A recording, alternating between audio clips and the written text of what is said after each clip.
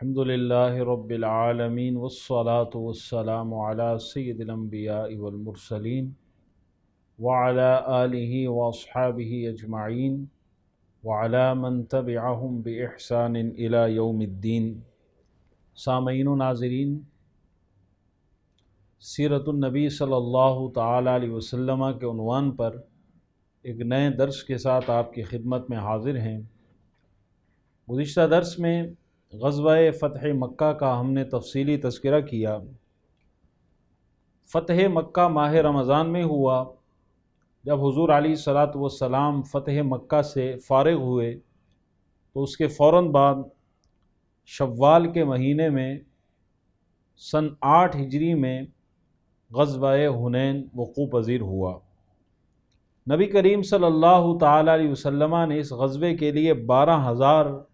صحابہ کا لشکر ترتیب دیا۔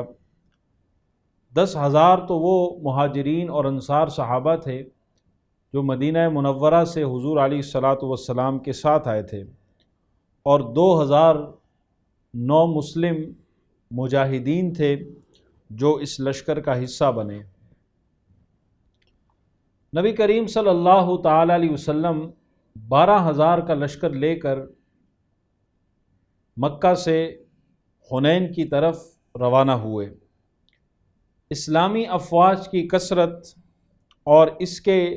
جاہ و جلال کو دیکھ کر بعض صحابہ کرام کی زبان سے یہ جملہ ادا ہوا کہ آج بھلا ہم پر کون غالب آ سکتا ہے، لیکن خداوند قدوس کو صحابہ کرام کا اپنی فوجوں کی کثرت پر ناز کرنا پسند نہیں آیا۔ چنانچہ اس ناز کرنے کا انجام یہ ہوا کہ پہلے حملے ہی میں قبیلہ حوازن اور ثقیف کے تیر اندازوں نے جو تیروں کی بارش کی اور ہزاروں کی تعداد میں تلواریں لے کر وہ مسلمانوں پر ٹوٹ پڑے، اور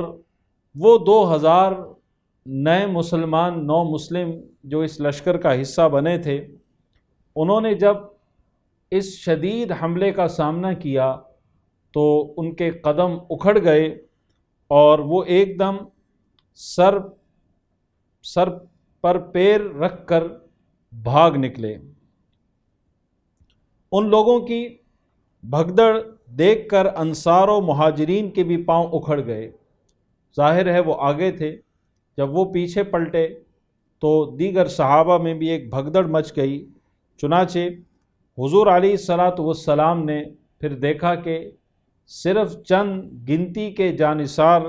مسلمان موجود ہیں اور ان کے سوا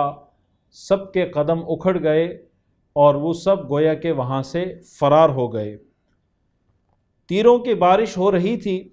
12,000 کا لشکر تقریباً پیچھے ہٹ چکا تھا، مگر خدائے عز و جل کے رسول صلی اللہ تعالی علیہ وسلم کے پائے استقامت میں بال برابر بھی لغزش واقع نہ ہوئی۔ آپ صلی اللہ تعالی علیہ وسلم اکیلے ایک لشکر بلکہ ایک عالم کائنات کا مجموعہ بنے ہوئے نہ صرف پہاڑ کی طرح ڈٹے رہے، بلکہ آپ صلی اللہ تعالی علیہ وسلم اپنے سفید خچر پر سوار تھے اور آگے بڑھتے جا رہے تھے، اور زبان مبارک پر یہ الفاظ جاری تھے کہ انا النبی لا کذب انا ابن عبد المطلب، کہ میں نبی ہوں، یہ جھوٹ نہیں، اور میں عبد المطلب کا بیٹا ہوں۔ اسی حالت میں آپ صلی اللہ تعالی علیہ وسلم نے داہنی طرف دیکھ کر بلند آواز سے پکارا، یا معشر الانصار۔ فوراً آواز آئی کہ ہم حاضر ہیں یا رسول اللہ صلی اللہ علیہ وسلم۔ پھر حضور نے بائیں طرف رخ کر کے فرمایا کہ یا معشر المہاجرین، اے مہاجرین کے گروہ۔ تو فوراً جواب آیا کہ ہم حاضر ہیں۔ حضرت عباس رضی اللہ تعالیٰ عنہ چونکہ بلند آواز والے تھے تو حضور نے ان سے کہا کہ تم صحابہ کو پکارو، تو انہوں نے یا معاشر الانصار و یا معاشر المجاہدین کا نعرہ مارا تو تمام فوجیں یکدم واپس پلٹ آئی اور تیزی کے ساتھ وہ واپس پلٹے۔ چنانچہ پھر دوبارہ وہ کافروں پر جھپٹ پڑے، کفار کے لشکروں پر جھپٹ پڑے، اور پھر جان کی بازی لگا کر صحابہ اس طرح لڑے کہ جنگ کا پانسا پلٹ گیا۔ کفار کچھ تو بھاگ نکلے اور کچھ قتل ہو گئے اور بقیہ کو گرفتار کر لیا گیا۔ قبیلہ ثقیف کی فوجیں بڑی بہادری کے ساتھ اور جم کر مسلمانوں کے خلاف لڑتی رہیں، یہاں تک کہ ان کے 70 بہادر افراد کٹ گئے، لیکن جب ان کا علم بردار عثمان بن عبداللہ قتل ہو گیا تو ان کے پاؤں اکھڑ گئے، اور ایک عظیم فتح نے نبی کریم صلی اللہ تعالیٰ علیہ وسلم کے قدمین کا بوسہ لیا، اور اس غزوے میں کثیر تعداد میں اللہ تبارک و تعالیٰ نے مسلمانوں کو مال غنیمت عطا کیا۔ اور اسی مضمون کو اللہ تبارک و تعالیٰ نے قرآن مجید میں سورہ توبہ میں بیان کیا اور فرمایا کہ وَيَوْمَ حُنَيْنٍ إِذْ أَعْجَبَتْكُمْ كَثْرَتُكُمْ فَلَمْ تُغْنِ عَنْكُمْ شَيْئًا وَضَاقَتْ عَلَيْكُمُ الْأَرْضُ بِمَا رَحُبَتْ ثُمَّ وَلَّيْتُمْ مُدْبِرِينَ ثُمَّ أَنزَلَ اللَّهُ سَكِينَتَهُ عَلَى رَسُولِهِ وعلى المؤمنين وأنزل جنودا لم تروها وعذب الذين كفروا وذلك جزاء الكافرين۔ اللہ فرماتا ہے کہ یاد کرو اس وقت کو کہ جب تم اپنی کثرت پر ناز کر رہے تھے اور وہ تمہارے کام نہ آئی، اور زمین اپنی وسعت کے باوجود تم پر تنگ ہو گئی اور تم پیٹھ پھیر کر بھاگ نکلے۔ پھر اللہ تبارک و تعالی نے تسکین اتاری اپنے رسول پر اور مسلمانوں پر، اور ایسے لشکروں کو اللہ نے نازل کیا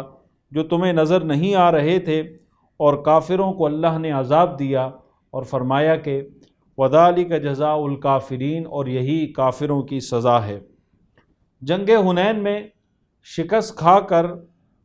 فوجیں بھاگ کر کچھ تو اوطاس میں جمع ہو گئیں اور کچھ طائف کے قلعے میں پناہ گزین ہو گئے۔ اس لیے کفار کی فوجوں کو مکمل ختم کرنے کے لیے اوطاس اور طائف پر بھی حملہ کرنا ضروری تھا۔ چنانچہ حضور علیہ الصلاۃ نے حضرت ابو عامر اشعری رضی اللہ تعالیٰ عنہ کی سربراہی اور افسری میں ایک تھوڑا سا لشکر اوطاس کی جانب روانہ کیا، اور حضرت درید بن سما کئی ہزار کی فوج لے کر کئی ہزار کی فوج لے کر مقابلے میں نکلا۔ درید بن سما کے بیٹے نے حضرت ابو عامر اشعری رضی اللہ تعالیٰ عنہ کے زانو پر ایک تیر مارا۔ حضرت ابو عامر اشعری اور حضرت ابو موسیٰ اشعری کے چچا ہیں، اپنے چچا کو زخمی دیکھ کر حضرت ابو موسیٰ اشعری رضی اللہ تعالیٰ عنہ دوڑ کر اپنے چچا کے پاس آئے اور پوچھا کہ چچا جان آپ کو کس نے تیر مارا؟ تو حضرت ابو عامر اشعری نے اشارہ کر کے بتایا کہ یہ میرا قاتل ہے۔ حضرت ابو موسیٰ اشعری جوش میں بھرے ہوئے اس کافر کو قتل کرنے کے لیے دوڑے، لیکن وہ بچ نکلا۔ حضرت ابو موسیٰ اشعری رضی اللہ تعالیٰ عنہ نے اسے روکا اور اسے صدا دی، پھر وہ پلٹ آیا، چنانچہ دونوں میں مقابلہ ہوا، لیکن حضرت ابو موسیٰ اشعری نے اس کا کام تمام کر دیا، اور پھر آ کر اپنے چچا حضرت ابو عامر اشعری رضی اللہ تعالیٰ عنہ کو یہ خوشخبری سنائی کہ ان کے قاتل کو انہوں نے قتل کر دیا ہے۔ تو یہ وہاں پر زخمی ہوئے حضرت ابو عامر اشعری، اور پھر وہیں پر انہوں نے وصال فرمایا، اور حضور علیہ السلام کی بارگاہ میں انہوں نے ایک وصیت نامہ بھی اپنے بھتیجے کے ہاتھوں بھیجا۔ انہوں نے بوقت وصال اپنے بھتیجے سے کہا کہ تم حضور علیہ السلام کی بارگاہ میں حاضر ہونا اور حضور کو میرا سلام عرض کرنا، اور حضور علیہ السلام سے درخواست کرنا کہ میرے لیے دعا کریں۔ بس یہ وصیت کی اور ان کی روح پرواز کر گئی۔ حضرت ابو موسیٰ اشعری کا بیان ہے کہ میں جب اس جنگ سے فارغ ہوا تو پھر نبی کریم صلی اللہ تعالیٰ علیہ وسلم کی بارگاہ میں حاضر ہوا۔ اس وقت نبی کریم صلی اللہ تعالیٰ علیہ وسلم ایک بان کی چارپائی پر تشریف فرماتے اور پشت مبارک میں اور پہلو اقدس میں بان کے نشانات پڑے ہوئے تھے۔ آپ صلی اللہ تعالیٰ علیہ وسلم نے پانی منگوا کر وضو فرمایا اور پھر اپنے دونوں ہاتھ اس قدر بلند کیے کہ آپ علیہ السلام کے بغلوں کی سفیدی نظر آ گئی، اور آپ علیہ السلام نے یوں اللہ کی بارگاہ میں دعا کی کہ یا اللہ عز و جل، تو ابو عامر کو قیامت کے دن بہت سے انسانوں سے زیادہ بلند مرتبے والا بنا دے۔ یہ کرم دیکھ کر حضرت ابو موسیٰ اشعری نے عرض کیا، رسول اللہ صلی اللہ علیہ وسلم میرے لیے بھی دعا فرما دیجئے۔ حضور علیہ السلام نے دعا فرمائی، اور پھر حضور علیہ السلام نے ان کے لیے بھی دعا فرمائی، ابو موسیٰ اشعری کے گناہوں کی بخشش کی اور بلند مرتبہ دینے کی اللہ کی بارگاہ میں دعا کی۔ بارکیف حضرت ابو موسیٰ اشعری رضی اللہ تعالیٰ عنہ نے درید بن سما کے بیٹے کو قتل کیا اور اسلامی علم کو ہاتھ میں لیا۔ تو درید بن سما یہ ایک بوڑھا شخص تھا، بڑھاپے کی وجہ سے یہ ایک ہودج پر سوار تھا، تو حضرت ربیعہ بن رفیع رضی اللہ تعالیٰ عنہ نے اس کو قتل کیا، اور پھر وہاں کے جو افراد تھے ان کو قیدی بنایا گیا، اور اس غزوے میں بھی اللہ تعالیٰ نے مسلمانوں کو جنگ اوطاس میں بھی کامیابی عطا کی۔ ان قیدیوں میں نبی کریم صلی اللہ تعالیٰ علیہ وسلم کی رضائی بہن حضرت شیمہ رضی اللہ تعالیٰ عنہا بھی تھی۔ یہ حضرت بی بی حلیمہ سعدیہ رضی اللہ تعالیٰ عنہ کی صاحبزادی ہیں۔ جب لوگوں نے ان کو گرفتار کیا تو انہوں نے کہا کہ میں تمہارے نبی کی بہن ہوں۔ مسلمان ان کو شناخت کرنے کے لیے حضور کی بارگاہ میں لائے، تو حضور علیہ السلام نے ان کو پہچان لیا، اور فرط عقیدت سے حضور علیہ السلام کی اور جوش محبت میں حضور علیہ السلام کی آنکھیں نم ہو گئی۔ اپنی چادر مبارک کو حضور نے زمین پر بچھا دیا اور اس چادر پر ان کو بٹھایا، اور کچھ اونٹ اور کچھ بکریاں دے کر ان سے فرمایا کہ تم آزاد ہو، اگر تمہارا جی چاہے تو میرے ساتھ میرے گھر چلو، اور اپنے گھر جانا چاہتی ہو تو تم آزاد ہو۔ تو انہوں نے اپنے گھر جانے کی خواہش کا اظہار کیا، تو نبی کریم صلی اللہ تعالیٰ علیہ وسلم نے عزت و احترام کے ساتھ ان کو ان کے قبیلے میں پہنچا دیا۔ جنگ طائف کے بعد پھر طائف کا محاصرہ کیا گیا، اور یہ بات پہلے ہم نے بیان کر دی کہ جنگ حنین میں کچھ کافر بھاگ کر طاؤس کے قلعے میں انہوں نے پناہ لی، اور کچھ ایسے تھے کہ جو بھاگ کر طائف کی طرف چلے گئے۔ تو نبی کریم صلی اللہ تعالیٰ علیہ وسلم نے طائف کی طرف پھر سفر کیا۔ طائف خود ایک بہت ہی محفوظ شہر تھا، وہاں چاروں طرف ایک مضبوط دیوار تعمیر کی گئی تھی، اور اس کا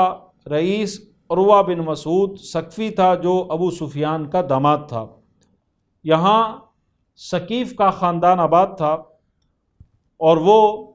عزت و شرف میں اس خاندان کو قریش کا ہم پلہ سمجھا جاتا تھا۔ چنانچہ کفار کی تمام فوجیں 1 سال کا راشن پانی لے کر قلعے میں پناہ گزین ہو گئی۔ اسلامی افواج نے طائف پہنچ کر اس شہر کا محاصرہ کیا، مگر قلعے کے اندر سے کفار نے اس زور سے تیر اندازی کی کہ لشکر اسلام اس کی تاب نہ لا سکا، اور مجبوراً انہیں پسپائی اختیار کرنا پڑی۔ چنانچہ 18 دن تک شہر کا محاصرہ جاری رہا، لیکن طائف فتح نہ ہو سکا۔ تو نبی کریم صلی اللہ تعالیٰ علیہ وسلم نے جنگ کے ماہروں سے مشاورت کی۔ حضرت نوفل بن معاویہ رضی اللہ تعالیٰ عنہ نے عرض کی، یا رسول اللہ صلی اللہ علیہ وسلم، لومڑی اپنے بل میں گھس گئی ہے، اگر کوشش جاری رہی تو پکڑ لی جائے گی، لیکن اگر اسے چھوڑ دیا جائے تو بھی اسے کوئی اندیشہ نہیں۔ یہ سن کر حضور علیہ الصلاۃ والسلام نے محاصرہ اٹھا لینے کا حکم دیا۔ طائف کے محاصرے میں بہت سے مسلمان زخمی ہوئے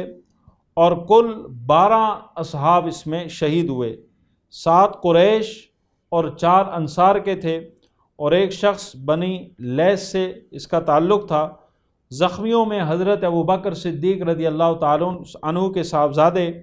حضرت عبداللہ بھی تھے، اور ان کو بھی ایک تیر آ کر لگا جس سے یہ زخمی ہوئے، لیکن ایک مدت کے بعد پھر ان کا زخم دوبارہ پھٹ گیا اور اپنے والد ماجد حضرت ابوبکر صدیق رضی اللہ تعالیٰ عنہ کے دور خلافت میں اسی زخم سے حضرت عبداللہ کی وفات ہوئی۔ مسجد میں طائف میں ایک مسجد ہے، یہ مسجد جس کو حضرت عمر بن امیہ رضی اللہ تعالیٰ عنہ نے تعمیر کیا تھا، ایک تاریخی مسجد ہے۔ اس جنگ طائف میں ازواج مطہرات میں سے 2 ازواج حضور کے ساتھ تھیں، حضرت ام سلمہ اور حضرت زینب رضی اللہ تعالیٰ عنہ۔ حضور علیہ الصلاۃ والسلام نے 2 خیمے گاڑ رکھے تھے، اور جب تک طائف کا محاصرہ قائم رہا تو حضور علیہ الصلاۃ والسلام اپنے خیموں میں نماز ادا کرتے رہے، لیکن بعد میں جب قبیلہ ثقیف نے اسلام قبول کر لیا تو وہاں پر ایک عالی شان مسجد جو ہے وہ تعمیر کی گئی۔ جب حضور علیہ الصلاۃ والسلام نے طائف کا ارادہ کیا تھا تو حضرت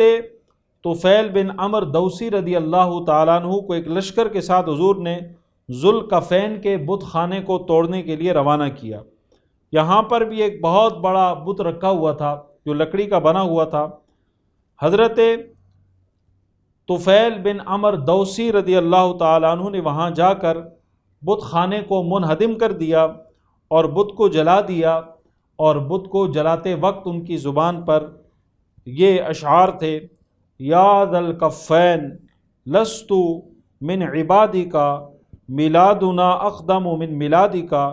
انی حشوت النار فی فؤادک۔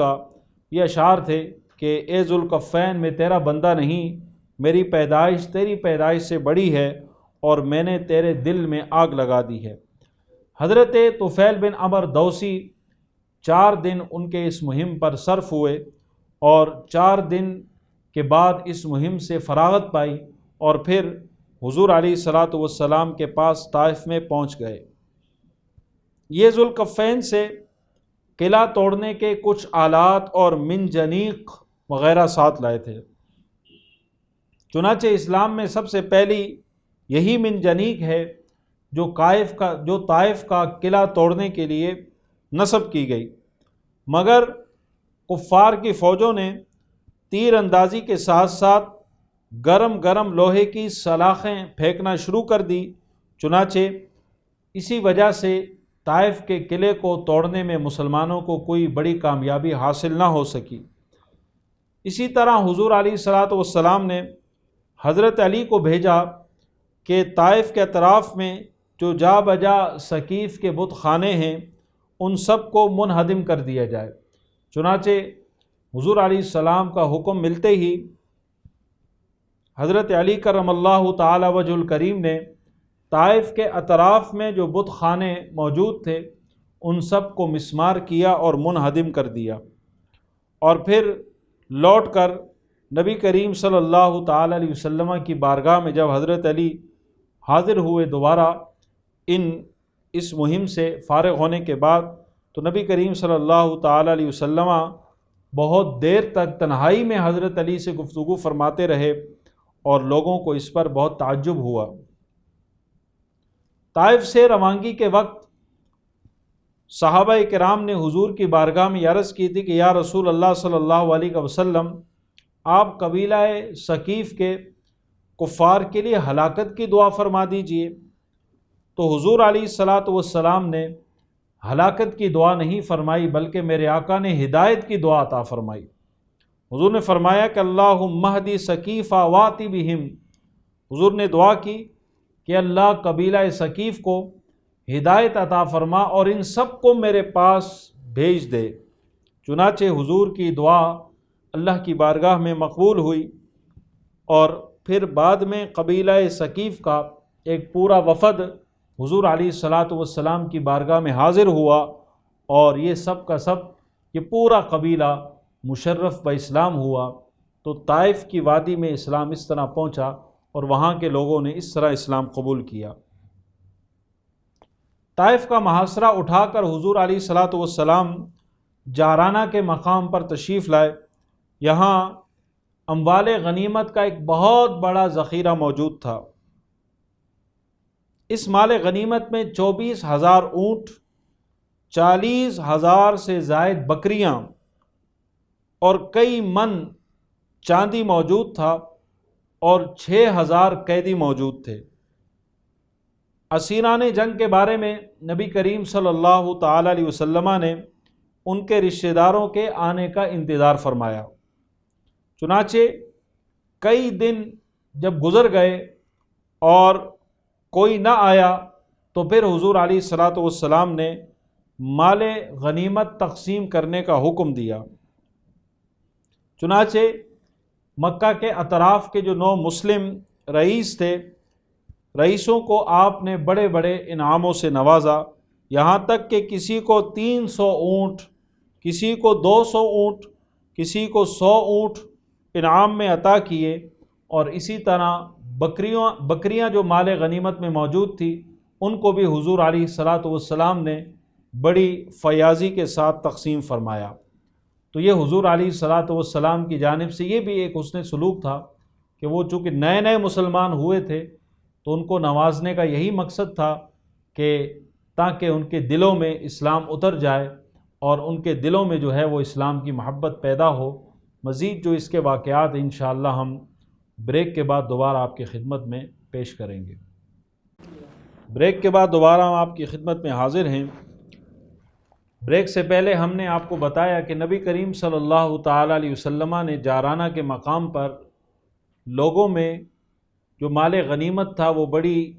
فیاضی اور فراخ دلی سے تقسیم فرمایا۔ چنانچہ جن لوگوں کو حضور نے مال غنیمت کا اکثر حصہ عطا کیا، ان میں اکثر افراد جو انعام لینے والے تھے وہ مکہ کے 9 مسلم تھے۔ تو بعض جو نوجوان انصاری صحابی تھے انہوں نے کہا کہ رسول اللہ صلی اللہ علیہ وسلم قریش کو اس قدر عطا فرما رہے ہیں اور ہم لوگوں کا خیال نہیں فرما رہے، حالانکہ ہماری تلواروں سے خون ٹپک رہا ہے۔ تو اس طرح کے جملے انہوں نے اپنے خیالات کا اظہار کیا، اور انصار کے کچھ دیگر افراد نے آپس میں اس طرح کے الفاظ اور جملے کہے، اور اس طرح کے مزید انہوں نے اپنے اپنے خیالات کا اظہار کیا۔ نبی کریم صلی اللہ تعالی علیہ وسلم نے جب ان خیالات کو سنا اور حضور علیہ الصلاۃ والسلام تک جب یہ ساری باتیں پہنچی تو نبی کریم صلی اللہ تعالی علیہ وسلم نے تمام انصار کو ایک خیمے میں جمع فرمایا، اور حضور نے فرمایا کہ انصار کیا تم نے ایسا ایسا کہا ہے؟ تو لوگوں نے عرض کی یا رسول اللہ صلی اللہ علیہ وسلم ہمارے سرداروں میں سے کسی نے ایسا نہیں کہا، ہاں چند نوجوان ایسے افراد موجود ہیں کہ جنہوں نے ایسی باتیں کہیں۔ تو میرے آقا صلی اللہ تعالی علیہ وسلم نے انصار کو مخاطب کر کے ارشاد فرمایا کہ کیا یہ سچ نہیں کہ تم پہلے گمراہ تھے، میرے ذریعے سے خدا نے تم کو ہدایت عطا فرمائی، تم الگ الگ تھے اور میرے ذریعے اللہ تبارک و تعالی نے تمہیں اتحاد و اتفاق عطا کیا۔ حضور نے فرمایا کہ تم مفلس تھے، میرے ذریعے اللہ تعالی نے تمہیں غنی بنا دیا۔ حضور علیہ الصلاۃ والسلام یہ فرماتے جا رہے تھے اور ایک ایک جملے پر انصار کہہ رہے تھے کہ اللہ اور اس کے رسول کا ہم پر بہت بڑا احسان ہے۔ آپ صلی اللہ تعالی علیہ وسلم نے ارشاد فرمایا کہ انصار تم لوگ یوں مت کہو، بلکہ مجھ کو یہ جواب دو کہ یا رسول اللہ صلی اللہ علیہ وسلم جب لوگوں نے آپ کو جھٹلایا تو ہم نے آپ کی تصدیق کی، جب لوگوں نے آپ کو چھوڑ دیا تو ہم نے آپ کو ٹھکانہ دیا، جب آپ بے سر و سامانی کی حالت میں ہمارے پاس آئے تو ہم نے آپ کی خدمت کی، لیکن اے انصاریو تم سے ایک سوال کرتا ہوں، تم مجھے ایک سوال کا جواب دو۔ حضور نے فرمایا کہ وہ سوال یہ ہے کہ کیا تم لوگ یہ پسند نہیں کرتے کہ سب لوگ یہاں سے مال لے کر جائیں، دولت لے کر جائیں، بھیڑ بکریاں لے کر جائیں اور اونٹ لے کر جائیں، انعام میں اور مال غنیمت میں وہ مال لے کر جائیں، اور تم اپنے ساتھ اللہ کے رسول کو لے کر جاؤ، کہ ان کے پاس جو ہے وہ مال ہوگا اور تمہارے پاس اللہ کے رسول موجود ہوں گے۔ جب نبی کریم صلی اللہ تعالیٰ علیہ وسلم کا یہ انہوں نے ارشاد سنا تو یقیناً انصار صحابہ بے اختیار جو ہے وہ ان کی آنکھوں سے آنسو جاری ہو گئے اور عرض کرنے لگے کہ یا رسول اللہ، ہمیں مال نہیں چاہیے، ہمیں دولت نہیں چاہیے، ہم آپ کے فیصلے پر راضی ہیں،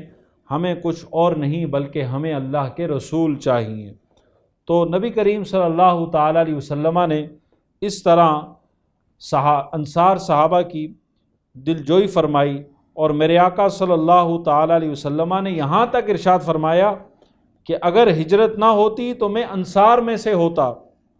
حضور نے فرمایا کہ اگر تمام لوگ کسی وادی اور گھاٹی میں چلے جائیں اور انصار کسی دوسری وادی اور گھاٹی میں چلے جائیں تو حضور نے فرمایا کہ میں اس گھاٹی میں جاؤں گا کہ جس میں انصار ہوں گے۔ تو یہ انصار کی حضور نے دلجوئی فرمائی، اور ان سے حضور علیہ الصلاۃ والسلام نے اپنی محبت کا اور اپنی چاہت کا تذکرہ کیا۔ جب حضور علیہ الصلاۃ والسلام مال غنیمت کی تقسیم سے فارغ ہو گئے تو قبیلہ بنی سعد کے رئیس اور دیگر چند معززین حضور کی بارگاہ میں حاضر ہوئے اور اسیران جنگ کی رہائی کے لیے حضور علیہ الصلاۃ والسلام سے انہوں نے درخواست پیش کی۔ اور اس موقع پر جو قبیلہ بنو سعد کے سردار تھے، رئیس تھے، انہوں نے ایک مؤثر تقریر بھی کی، گفتگو بھی کی۔ اس نے کہا کہ محمد صلی اللہ علیہ وسلم، آپ نے ہمارے خاندان کی ایک عورت حلیمہ کا دودھ پیا، آپ نے جن عورتوں کو ان چھپروں میں قید کر رکھا ہے ان میں بہت سی آپ کی رضائی پھوپھیاں ہیں اور بہت سی آپ کی رضائی خالائیں ہیں۔ خدا کی قسم، اگر عرب کے بادشاہوں میں سے کسی بادشاہ نے ہمارے خاندان کی کسی عورت کا دودھ پیا ہوتا تو ہم کو اس سے زیادہ امیدیں ہوتی، اور آپ سے تو اور زیادہ ہماری توقعات وابستہ ہیں، لہٰذا آپ ان سب قیدیوں کو رہا کر دیجئے۔ زہیر کی تقریر سن کر نبی کریم صلی اللہ تعالیٰ علیہ وسلم بہت زیادہ متاثر ہوئے، اور آپ صلی اللہ تعالیٰ علیہ وسلم نے فرمایا کہ میں نے آپ لوگوں کو بہت زیادہ انتظار کیا، آپ لوگوں کا میں انتظار کرتا رہا، لیکن آپ لوگوں نے آنے میں دیر لگائی۔ بہرحال حضور علیہ الصلاۃ والسلام نے ان کے تمام قیدیوں کو رہا کرنے کا حکم دیا۔ چنانچہ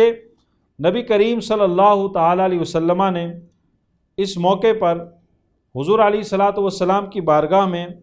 اور مختلف قبائل کے وفد بھی حاضر ہوتے رہے۔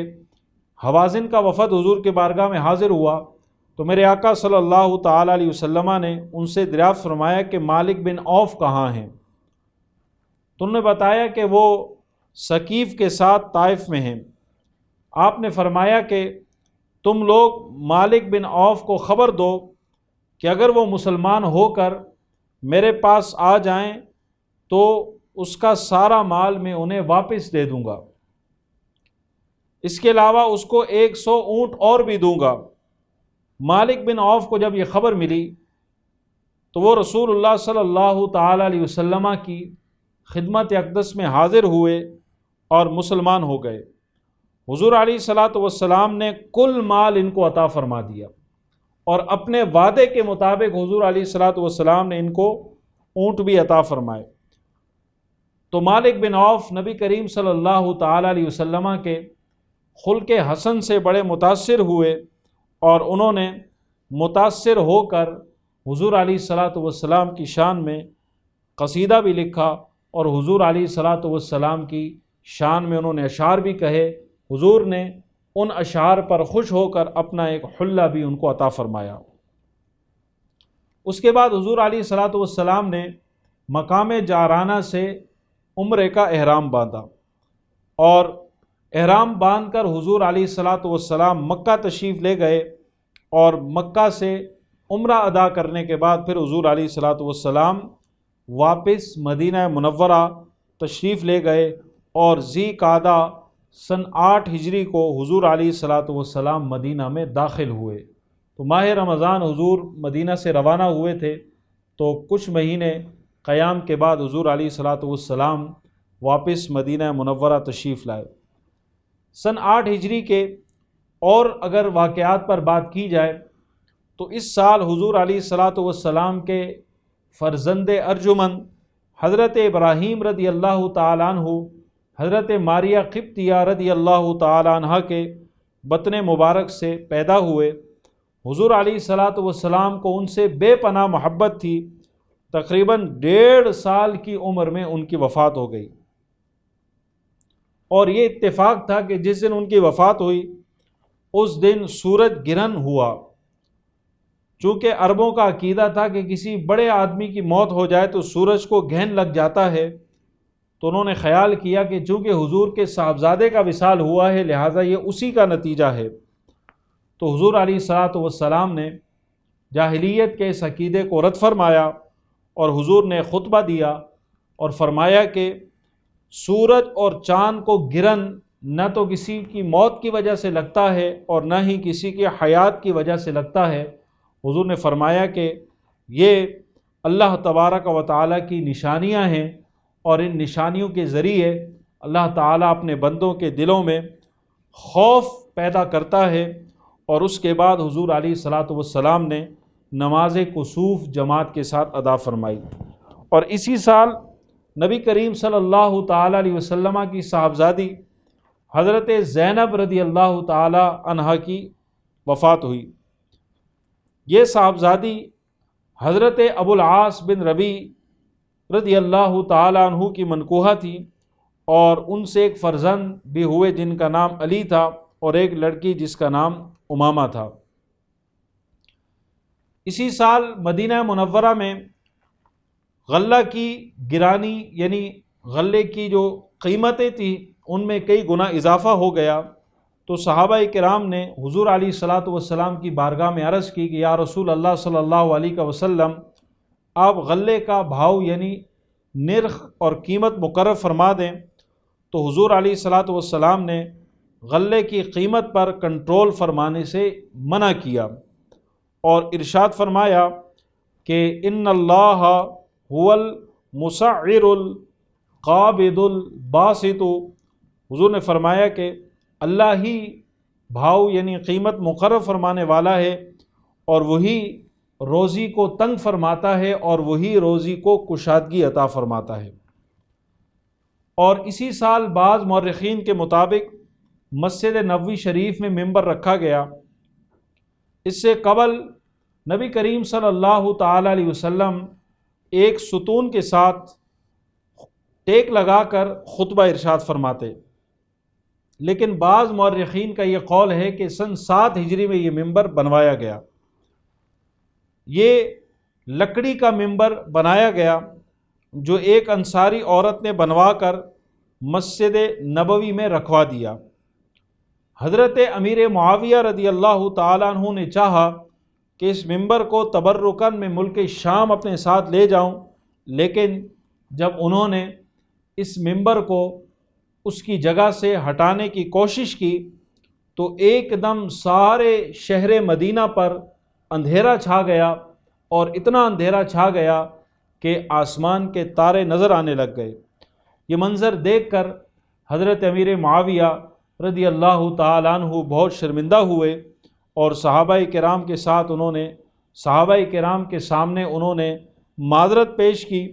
اور انہوں نے اس ممبر کے نیچے 3 سیڑھیوں کا اضافہ کیا، جس سے ممبر نبوی کی تینوں پرانی سیڑھیاں اوپر ہو گئی، تاکہ حضور علیہ الصلاۃ والسلام اور خلفائے راشدین جن سیڑھیوں پر کھڑے ہو کر خطبہ ارشاد فرماتے تھے کوئی دوسرا خطیب ان سیڑھیوں پر کھڑا نہ ہو سکے، یہ ظاہر ہے یہ ایک ادب کا مظاہرہ تھا۔ جب یہ ممبر بہت زیادہ پرانا ہو گیا، ممبر رسول، تو عباسی خلفاء نے اس کی مرمت فرمائی، اور سن 8 ہجری ہی میں قبیلہ عبد القیس کا ایک وفد نبی کریم صلی اللہ تعالی علیہ وسلم کی خدمت میں حاضر ہوا، اور نبی کریم صلی اللہ تعالی علیہ وسلم نے ان کو خوش آمدید کہا، اور ان لوگوں کے حق میں حضور علیہ الصلاۃ والسلام نے یوں دعا فرمائی کہ یا اللہ قبیلہ عبد القیس کے وفد کو بخش دے۔ جب یہ لوگ حضور کی بارگاہ میں حاضر ہونے کے لیے اپنی سواریوں پر آئے تو دوڑتے ہوئے گویا کہ تیز سواریاں چلاتے ہوئے آئے، اور جب حضور علیہ الصلاۃ والسلام کی بارگاہ میں یہ لوگ پہنچے، اپنی سواریوں سے اترے، تو انہوں نے نبی کریم صلی اللہ تعالی علیہ وسلم کی قدم بوسی فرمائی، اور حضور علیہ الصلاۃ والسلام نے ان کو منع نہیں فرمایا۔ تو سن 8 ہجری میں جو واقعات پیش آئے وہ ہم نے تفصیل کے ساتھ آپ کے سامنے بیان کیے۔ ہجرت کا 9واں سال، اس میں بھی کئی واقعات پیش آئے۔ یہ سال بھی بہت اہم واقعات سے لبریز ہے، اور یقیناً تفصیلی جو واقعات ہیں وہ سیرت کی بڑی کتابوں میں موجود ہیں۔ ہم اختصار کے ساتھ آپ کی خدمت میں چند واقعات پیش کریں گے۔ اسی سال نبی کریم صلی اللہ تعالی علیہ وسلم نے زکوٰۃ کی وصولی کے لیے مختلف قبائل اور علاقوں میں عاملین کا تقرر فرمایا۔ ان عاملین کی فہرست سیرت کی کتابوں میں موجود ہے۔ چند ایک کے نام ہم آپ کی خدمت میں پیش کرتے ہیں۔ حضرت عیینہ بن حصن رضی اللہ تعالیٰ عنہ کو بنی تمیم کی طرف آپ نے عامل مقرر کیا۔ حضرت یزید بن حسین کو قبیلہ اسلم و غفار کا آپ نے عامل مقرر کیا۔ حضرت عباد بن بشر کو سلیم اور مزینہ کا حاکم اور عامل مقرر کیا۔ اسی طرح حضرت دہاق اور حضرت زیاد بن لبید، حضرت عدی بن حاتم، حضرت مالک بن نویرہ، حضرت قیس بن عاصم، حضرت علی، اور ان تمام اصحاب کو حضور علیہ الصلاۃ والسلام نے مختلف علاقوں اور قبائل میں عامل مقرر کیا، اور ان کی ذمہ داری یہ تھی کہ یہ جو بھی زکوٰۃ کی رقم یا جو بھی جانور ہوتے یہ ان کو وصول کرتے تھے۔ اسی سال سن 9 ہجری میں حضور علیہ الصلاۃ والسلام نے بشر بن سفیان کو بنی خزاعہ کے صدقات وصول کرنے کے لیے بھیجا۔ جب وہ وہاں پہنچے تو انہوں نے جب وہ صدقات کا مال جمع کیا تو اچانک قبیلہ بنو تمیم نے ان پر حملہ کر دیا، اور یہ اپنی جان بچا کر کسی طرح مدینہ آ گئے، اور حضور کی بارگاہ میں آ کر انہوں نے اپنا سارا واقعہ بیان کیا۔ حضور علیہ الصلاۃ والسلام نے چونکہ بنو تمیم نے حضور کے قاصد اور عامل پر حملہ کیا تو ان کی سرکوبی کے لیے حضور نے حضرت عیینہ بن حصن فزاری رضی اللہ تعالیٰ عنہ کو 50 سواروں کا لشکر عطا کیا اور ان کو روانہ کیا۔ چنانچہ انہوں نے بنی تمیم پر ان کے صحرا میں حملہ کیا، اور ان کے 11 مردوں اور 21 عورتوں کو انہوں نے گرفتار کیا، اور ان سب کو قیدی بنا کر یہ مدینہ منورہ لائے۔ اس کے بعد پھر قبیلہ بنو تمیم کا ایک بڑا وفد حضور کی بارگاہ میں حاضر ہوا، اور اس وفد میں بڑے بڑے